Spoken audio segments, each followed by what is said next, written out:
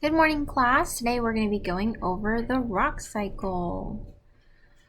This is what the outline of our class is going to look like. We're going to go over our objective and overview, going over a little bit of what we did yesterday. Then the individual rock life cycles, delving into the details of those.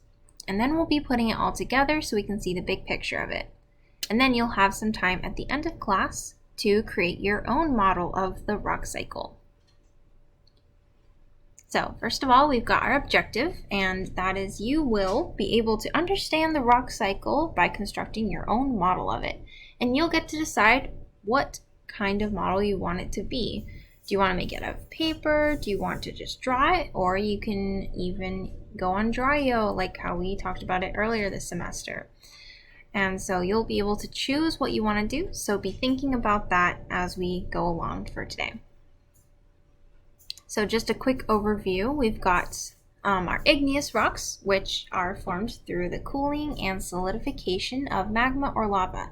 And remember that this can happen on the inside and the outside of the Earth's crust.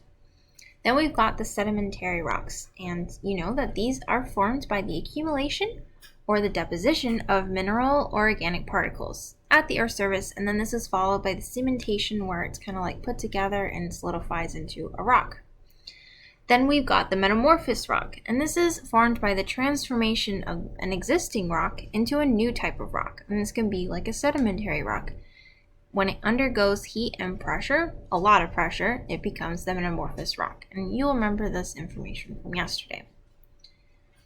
Now, before we get into each individual rock life cycle, I just wanted to give you an overview of what it all looks like before we go into each individual rock. And so here you see the sedimentary rock, and then the metamorphosed rocks are down here, and then magma up into the igneous rock.